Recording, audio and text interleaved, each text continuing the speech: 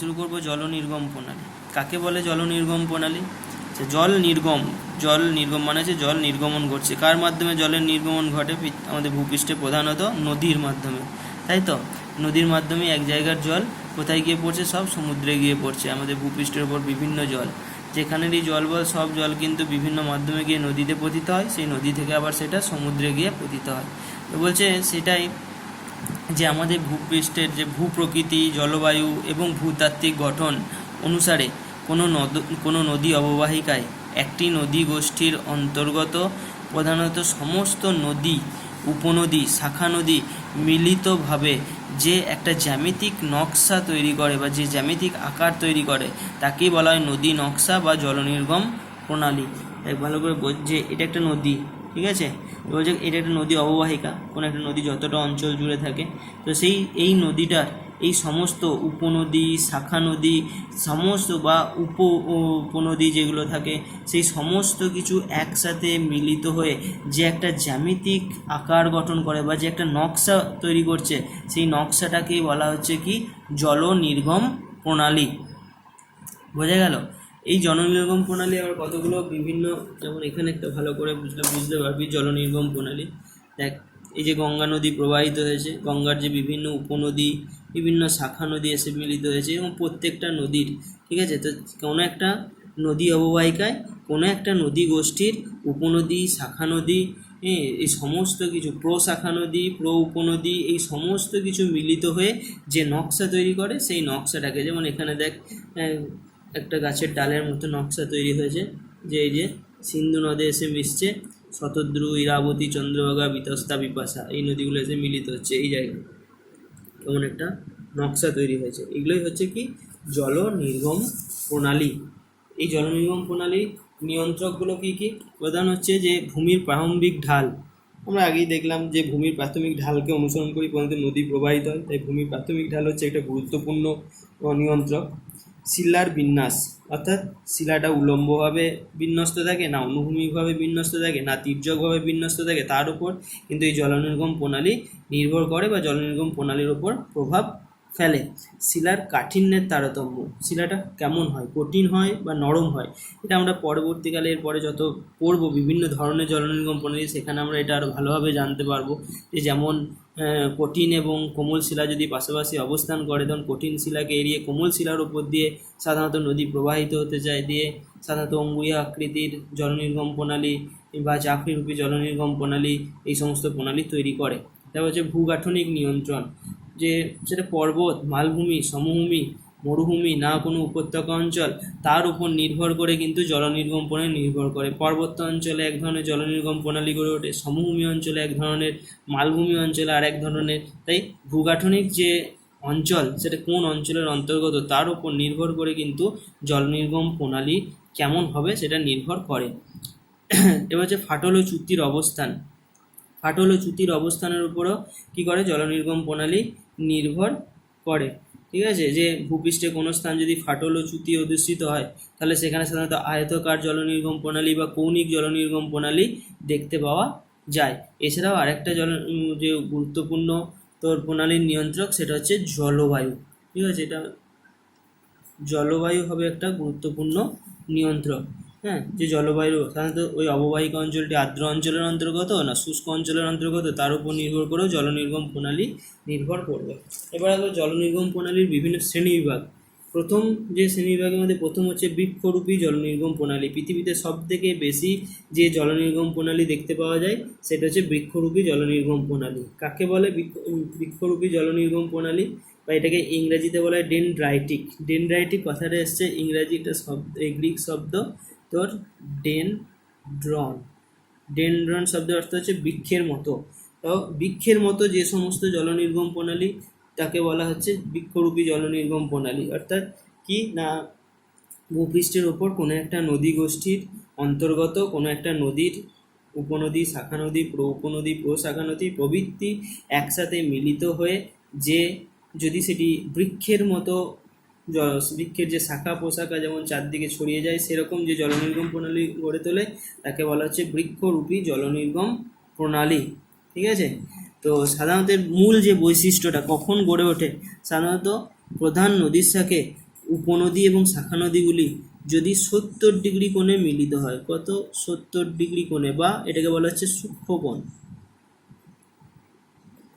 70 degree কোণে বা সূক্ষ্ম কোণে যদি মিলিত হয় তখন এই বৃক্ষরূপী জলনির্গম প্রণালী গড়ে ওঠে। মনে রাখবে এটা, যে মূল নদীর সাথে উপনদী এবং শাখা নদীগুলি যদি 70 ডিগ্রি কোণে বা সূক্ষ্ম কোণে মিলিত হয় তখন সাধারণত বৃক্ষরূপী জলনির্গম প্রণালী গড়ে ওঠে। কী ধরনের শিলা গঠনযুক্ত অঞ্চলে গড়ে ওঠে? সাধারণত সমান্তরাল শিলা গঠনযুক্ত অঞ্চলে, এবং সবথেকে বেশি করতে মনে রাখবি সমসত্ব প্রকৃতির শিলা, সমকাঠিন্যযুক্ত সমসত্ব প্রকৃতির শিলায় এই বৃক্ষরূপী জলনির্গম প্রণালী সবথেকে বেশি গড়ে ওঠে। এবং শিলার যে প্রকৃতি সেটা হয় আগ্নেয় ঘন রূপান্তরিত শিলায় এই ধরনের জলনির্গম প্রণালী সৃষ্টি হয়ে থাকে। এরপর আসি যে আমরা নেক্সট দ্বিতীয় হচ্ছে সমান্তরাল জলনির্গম প্রণালী। সমান্তরাল জলনির্গম প্রণালী কাকে বলবো না, সাধারণত কোনো শৈলশিরা, ঠিক আছে,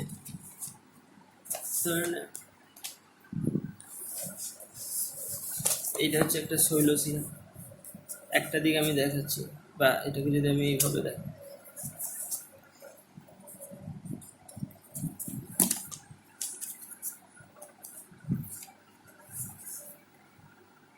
এটা হচ্ছে কোনো একটা শৈলশিরা, ঠিক আছে। তো এই শৈলশিরা কী হবে সাধারণভাবে, শৈলশিরা পাহাড়ের উপরে যখন পাহাড়ের উপরি অংশে যখন বৃষ্টিপাত হবে, ঠিক আছে, বৃষ্টিপাত হলে বা এখানে বরফ গলা জল যখন ধীরে ধীরে অভিকর্ষের টানে ঢাল বেয়ে নিচের দিকে নেমে যাবে, ঢাল দিয়ে নিচের দিকে নেমে গেলে কী হবে, এইখান থেকে এইভাবে এই অনুসারে নামবে, এই দিকে নামবে, এই দিকে নামবে, ঠিক আছে। এইভাবে কী হয়, ঢালটাকে অনুসরণ করে যখন পাশাপাশি অনেকগুলি নদী, ঠিক আছে, সমান্তরালে একে অপরের সমান্তরালে এইভাবে প্রবাহিত হয় তখন তাকে বলা হচ্ছে কি নদী, সমান্তরাল জলনির্গম প্রণালী। কাকে বলবো সমান্তরাল জলনির্গম না, যখন কোনো শৈলশিরা, জলবিভাজিকা বা কোনো ভৃগুর প্রভৃতি উচ্চভূমির খাড়া ঢালে যখন একাধিক নদী একই দিকে পরস্পর নির্দিষ্ট দূরত্ব বা নির্দিষ্ট ব্যবধানে যখন সমান্তরালভাবে প্রবাহিত হয় তখন সেই নদীকে কী হয়, নদীগুলিকে দেখতে একটা সমান্তরাল জলনির্গম প্রণালীর মতো মনে হয়, একেই বলা হয় সমান্তরাল জলনির্গম প্রণালী। সাধারণত এই ধরনের যে জলনির্গম প্রণালী দেখ সমান্তরাল হয়েছে, দেখতে অনেকটা কি মনে হচ্ছে, পরপর কতগুলো নদীকে সমান্তরাল রেখার মতো টানা আছে, এটা হচ্ছে সমান্তরাল জলনির্গম প্রণালী। সাধারণত কঠিন এবং কোমল শিলা ক্রমান্বয়ে সমান্তরালে ভূপৃষ্ঠে উন্মুক্ত থাকলে এই ধরনের জলনির্গম প্রণালী গড়ে ওঠে। কি হয় না দেখ, কঠিন আর কোমল, কঠিন কোমল এইভাবে যদি গঠিত, তাহলে কঠিন শিলাকে এড়িয়ে কোমল শিলার উপর দিয়ে কী হয়, এই নদী প্রবাহিত হয়, ফলে এটাই সমান্তরাল জলনির্গম প্রণালীর সৃষ্টি করে। সাধারণত কোথায় দেখা যায় বললাম, খাড়া ঢালু মালভূমি, পর্বতের ভৃগু ঢালে, ঠিক আছে, পাহাড়ের উচ্চ অংশে এই সমস্ত জলনির্গম প্রণালী দেখা যায়। নেক্সট আসি যে জাফরিরূপী জলনির্গম প্রণালী। জাফরিরূপী জলনির্গম প্রণালীতে কি হয় না, যে নদীগুলো থাকে মূল নদীর সাথে উপনদী, শাখা নদী বা অন্যান্য নদীগুলো সমকোণে এসে মিলিত হবে, ঠিক আছে। বলছে ভূভাগের কোনো কঠিন অংশে মানে ভূভাগের কোনো অংশে কঠিন এবং কোমল শিলার স্তর যখন পাশাপাশি অবস্থান করে তখন কি হয়, তখন সেই পরবর্তী নদী বা বিপরা নদীগুলো কঠিন শিলাস্তরকে এড়িয়ে কোমল শিলাস্তরের আয়াম বরাবর পরস্পর সমান্তরালে প্রবাহিত হয়ে অনুগামী নদীর সাথে মিলিত হয়। তো এখানে আরেকবার বলে দিই, পরবর্তী নদী কোনটা, এই যে আড়াআড়ি আয়াম বরাবর প্রবাহিত হচ্ছে, আর এটা হচ্ছে অনুগামী নদী। বলছে যখন কঠিন এবং কোমল শিলা পাশাপাশি অবস্থান করে তখন কি হয়, কঠিন শিলাকে এড়িয়ে কোমল শিলা বরাবর পরবর্তী নদীগুলো, এই যে সমান্তরালে যে নদীগুলো অনুগামী নদী কোনগুলো, এই যে এগুলো হচ্ছে অনুগামী নদী, আর পরবর্তী নদী কি সমকোণে মিলিত হচ্ছে ভূমির ঢালকে অনুসরণ করে, এগুলো হচ্ছে পরবর্তী নদী। এই পরবর্তী নদীগুলো কি হয়, কঠিন শিলাকে এড়িয়ে কোমল শিলার উপর দিয়ে প্রবাহিত হয়ে সমকোণে এসে অনুগামী নদীর সাথে মিলিত হয়, দিয়ে যে জাফরির মতো যে জলনির্গম প্রণালী গড়ে তোলে তাকে বলা হয় জাফরিরূপী জলনির্গমন প্রণালী।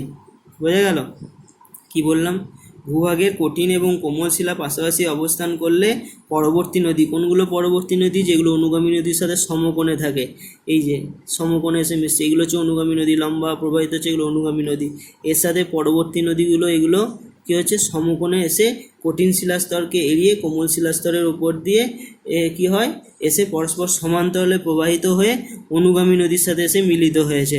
ঠিক আছে, একেই বলা হচ্ছে কি দিয়ে জাফরির মতো দেখতে অনেকটা তোর ভূমিরূপ সৃষ্টি করেছে। এগুলো হচ্ছে অনুগামী নদী, আর পরবর্তী নদীগুলো মিলিত হচ্ছে কোথায় দেখ এই দিকে সমকোণে, বুঝে গেল? এটাকে বলা হচ্ছে কি জাফরিরূপী জলনির্গম প্রণালী। জাফরিরূপী জলনির্গম প্রণালী সাধারণত মূলত চ্যুতি রেখাযুক্ত এবং অত্যধিক ফাটলযুক্ত, যেখানে চ্যুতি দারণ ফাটল এই সমস্ত রয়েছে, সেই সমস্ত জায়গায় এই জাফরিরূপী জলনির্গম প্রণালী সবথেকে বেশি গঠিত হয়। আর যদি ভূগাঠনিকভাবে দেখা হয় সেটা হচ্ছে একনত ঢালু গঠনে এবং ভানযুক্ত অঞ্চলে সাধারণত জাফরিরূপী জলনির্গম প্রণালী গড়ে ওঠে। তাহলে কোথায় বলবো, একটা হচ্ছে ঘন চ্যুতিরেখা এবং যেখানে অত্যধিক ফাটল আছে সেই সমস্ত অঞ্চলে, কঠিন এবং কোমল শিলাস্তর পাশাপাশি অবস্থান করছে সেই রকম স্থানে, এবং ভানযুক্ত অঞ্চলে সাধারণত এই জাফরিরূপী জলনির্গম প্রণালী দেখা যায়। এবার হচ্ছে আয়তকার জলনির্গম প্রণালী। দেখ আয়তকার আয়তক্ষেত্রের মতো দেখতে লাগছে, অর্থাৎ কী হচ্ছে পরস্পর ভূপৃষ্ঠের ওপর পরস্পর লম্বভাবে ছেদগাড়ি চ্যুতিরেখা বরাবর প্রবাহিত প্রধান নদী ও তার উপনদীগুলি পরস্পর সমকোণে মিলিত হয়ে আয়তক্ষেত্রের মতো যে জলনির্গম প্রণালী গড়ে তোলে তাকে বলা হচ্ছে কি আয়তকার জলনির্গম প্রণালী। কী হয় না ভূপৃষ্ঠের ওপরে সাধারণত আয়তকার জলনির্গম প্রণালী কোথায় গড়ে ওঠে, সাধারণত গড়ে ওঠে চ্যুতিযুক্ত অঞ্চলে। ঠিক আছে, যেখানে চ্যুতির পরিমাণ খুব বেশি থাকে, ফাটলের পরিমাণ, চ্যুতি হলেই তো ফাটল হবে, চ্যুতিযুক্ত যে অঞ্চল সেখানে ফাটলের পরিমাণ বেশি থাকে। সেই চ্যুতির বরাবর বা ফাটল বরাবর যে যখন নদী প্রবাহিত হয় এবং সেই নদীর উপনদীগুলো যখন সেই নদীর সাথে এসে সমকোণে মিলিত হয় দিয়ে সেটা অনেকটা আয়তক্ষেত্রের মতো জলনির্গম প্রণালী গড়ে তোলে, তখন তাকে বলা হয় আয়তকার জলনির্গম প্রণালী। কোন ধরনের অঞ্চলে গড়ে ওঠে, শিলার গঠন কেমন হবে, শিলা দারণ ফাটল এবং চ্যুতিযুক্ত হবে সাধারণত এই আয়তকার অঞ্চলে, এবং অবশ্যই অঞ্চলটি স্বল্প বৃষ্টিপাতযুক্ত অঞ্চল হবে। আর উপনদীগুলো মূল নদীর সাথে সমকোণে মিলিত হবে। এটা হচ্ছে আয়তকার জলনির্গম প্রণালীর বৈশিষ্ট্য।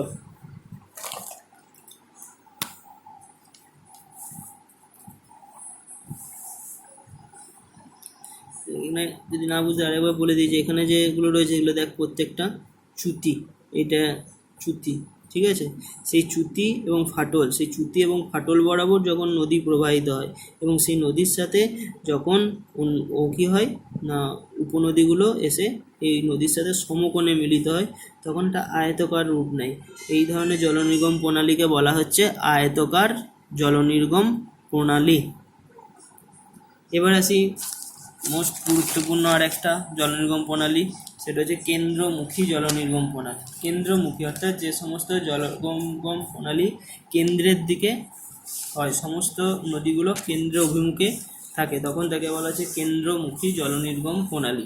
কেমন হয় বলছে, সাধারণত কোথায় গড়ে ওঠে, কোনো অবনত অঞ্চল, বেসিন বলা যেতে পারে, বা আগ্নেয়গিরির জ্বালামুখ অথবা কোনো হ্রদ অঞ্চল, বিশেষ করে প্লায়া অঞ্চল, মরুভূমি অঞ্চলে যখন চারদিক পর্বত বেষ্টিত কোনো অবনত ভূভাগ, সেই ভূভাগে কি হয় চারদিকের যে মালভূমি বা পর্বত বেষ্টিত অঞ্চল থেকে নদী প্রবাহিত হয়ে এসে সেই মধ্যবর্তী যে অংশ, সেই মধ্যবর্তী অংশে এসে সেই জল জমা হয়। ঠিক আছে, যখন এই পর্বতের বিভিন্ন অংশ বা বিভিন্ন পর্বত থেকে প্রবাহিত এই নদী একই কেন্দ্রের দিকে প্রবাহিত হচ্ছে নদীগুলো, তখন তাকে বলা হচ্ছে কেন্দ্রমুখী জলনির্গম প্রণালী। দেখ কেন্দ্র এখানে একটাই, প্রবাহিত হচ্ছে বিভিন্ন নদী, বিভিন্ন দিক থেকে এসে একই জায়গায় এসে পতিত হচ্ছে, একে বলা হচ্ছে কেন্দ্রমুখী জলনির্গম প্রণালী।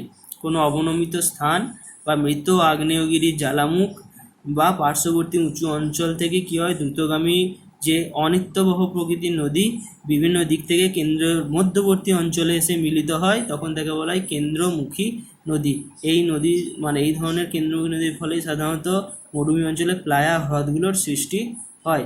এটা একটা মনে রাখবে। আর কেন্দ্র বিমুখী জলনির্গম প্রণালী, এটা হচ্ছে কি কোনো পাহাড় বা পর্বত বা গম্বুজাকৃতি পাহাড় বা মালভূমি অঞ্চলে কী হয়, এটা ধরেন একটা কোনো পাহাড় অঞ্চল, তো পার্বত্য অঞ্চলের পাহাড় থেকে কী হয় চতুর্দিকে নদী প্রবাহিত হয়। একটাই পাহাড় বা একটাই মালভূমি বা একটাই পর্বত, যখন তার বিভিন্ন ঢালে বিভিন্ন নদী প্রবাহিত হয় তখন তাকে বলা হচ্ছে কেন্দ্র বিমুখী নদী। অর্থাৎ কেন্দ্র একটাই, সেই কেন্দ্র থেকে বিভিন্ন দিকে নদী প্রবাহিত হয়, তখন তাকে বলা হয় কেন্দ্র বিমুখী জলনির্গম প্রণালী।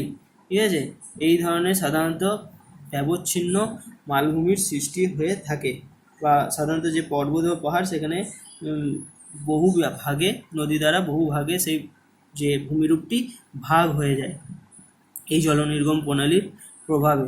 ঠিক আছে, আর এই প্রণালীতে কি হয়, নদীর উৎস থাকে একটাই। এখানে নদীর উৎস ছিল অনেক আর মোহনা ছিল একটাই। এখানে নদীগুলোর উৎস হবে একটাই, কিন্তু সেগুলো পতিত হবে বিভিন্ন জায়গায় গিয়ে। এটা হলো কেন্দ্র বিমুখী নদী।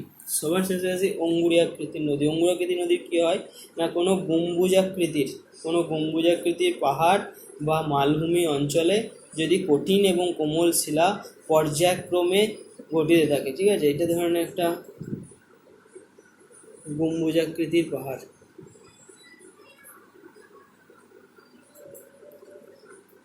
এখানটা কঠিন, তারপরে কোমল শিলা, তারপর আবার কঠিন, তারপর আবার কোমল শিলা, এইভাবে যদি গঠিত হয় তাহলে কঠিন শিলাকে ধর এখান থেকে নদীটা উৎপত্তি হলো, উৎপত্তি হওয়ার পর কি হয়, নদী কঠিন শিলাকে এড়িয়ে এই কোমল শিলার উপর দিয়ে প্রবাহিত হয়, তবে আবার এখানটায় ঘুরে গিয়ে আবার এই কোমল শিলার উপর দিয়ে প্রবাহিত হয়। ফলে কঠিন শিলাগুলো থেকে যায় আর কোমল শিলাগুলো দ্রুত ক্ষয়প্রাপ্ত হয়, দিয়ে এই ধরনের যে কী হয়, এটা বলয়ের আকারে জলনির্গম প্রণালী গড়ে ওঠে। দেখ এখানে নদীগুলো, এখানটা দেখ কী হয়েছে, বলয়ের আকারে এই নদীগুলো কী হচ্ছে, প্রবাহিত হচ্ছে, একটা মোটামুটিভাবে একটা বলয়ের মতো একটা জলনির্গম প্রণালী সৃষ্টি করেছে। একে বলা হচ্ছে কি বলয়াকৃতির জলনির্গম প্রণালী, বা এটা আংটির মতো হয় বলে একে বলা হয় অঙ্গুরীয়কার জলনির্গম প্রণালী। তাহলে গম্বুজাকৃতি পাহাড়ে কঠিন এবং কোমল শিলা পর্যায়ক্রমে অবস্থান করলে নদী কি করে, কঠিন শিলাকে এড়িয়ে কোমল শিলার উপর দিয়ে প্রবাহিত হয় এবং সমগ্র ওই গম্বুজাকৃতি পাহাড়কে বলয়ের আকারে বেষ্টন করে যে জলনির্গম প্রণালীর সৃষ্টি করে তাকে বলা হয় কি অঙ্গুরীয়কার জলনির্গম প্রণালী। অনেকটা আংটির মতো দেখতে হয় বলে এর নাম অঙ্গুরীয়কার জলনির্গম প্রণালী হয়েছে। এর ফলে ওই গম্বুজাকৃতি পাহাড়ে অসংখ্য ধাপের সৃষ্টি হতে দেখা যায়। সেইগুলি হলো প্রধান জলনির্গম প্রণালী।